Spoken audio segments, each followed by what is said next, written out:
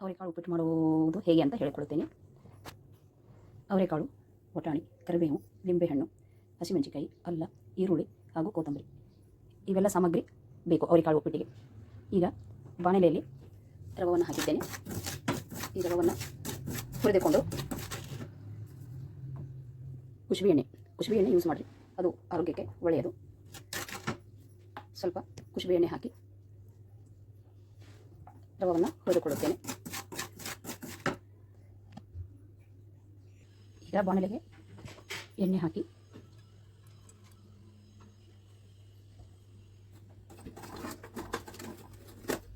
ಜೀರಿಗೆ, ಸಾಸಿವೆ,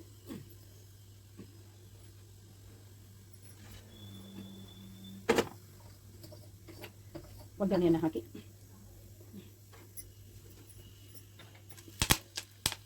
ಕರಿಬೇವನ್ನು ಹಾಕಿಬಿಟ್ಟು ಹಸಿಮೆಣಸಿನಕಾಯಿ ಫ್ರೈ ಮಾಡಿಕೊಳ್ಳಬೇಕು.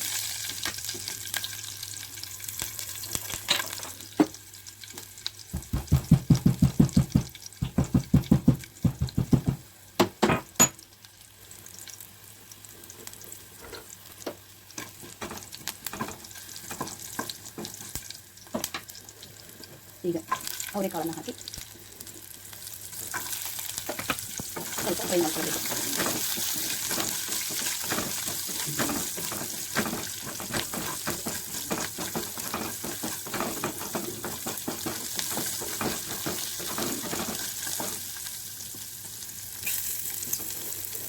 ಈಗ ವಟಾಣಿಯನ್ನು ಹಾಕಿಕೊಳ್ಳೋಣ.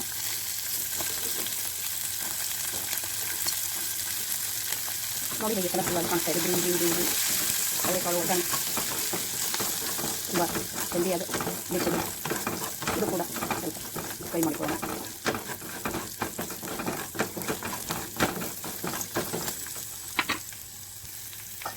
ಈಗ ಈರುಳ್ಳಿ ಹಾಕಿ ಫ್ರೈ ಮಾಡಿಕೊಳ್ಳೋಣ.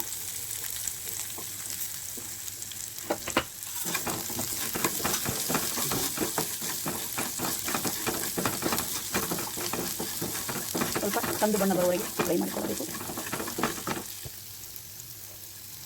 ಜಜ್ಜಿದ ಅಲ್ಲವನ್ನು ಹಾಕಿಕೊಳ್ಳೋಣ. ಒಂದು ಬಟ್ಲ ರವೆಗೆ 1.5 ಬಟ್ಟಲ ನೀರು ಹಾಕಿಕೊಳ್ಳಬೇಕು. 1 ಬಟ್ಲ ರವೆಗೆ 1.5 ಹಾಕಿಕೊಳ್ಳಿ, ಇಲ್ಲ 2 ಬಟ್ಟಲ ನೀರನ್ನು ಹಾಕಿಕೊಳ್ಳಬೇಕು.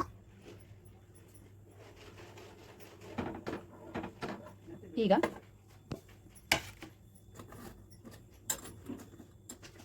ರುಚಿಗೆ ತಕ್ಕಷ್ಟು ಉಪ್ಪನ್ನು ಹಾಕಿಕೊಳ್ಳೋಣ.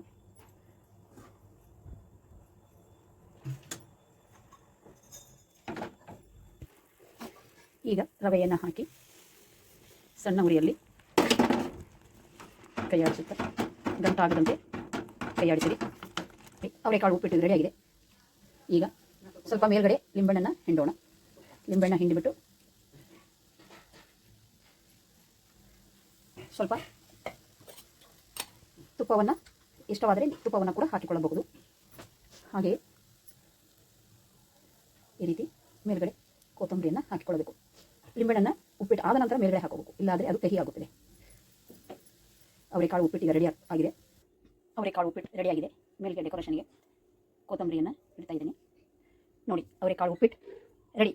ಬೆಳಗ್ಗೆಯ ಬ್ರೇಕ್ಫಾಸ್ಟ್ ರೆಡಿಯಾಗಿದೆ. ತುಂಬ ಟೇಸ್ಟಿಯಾಗಿದೆ.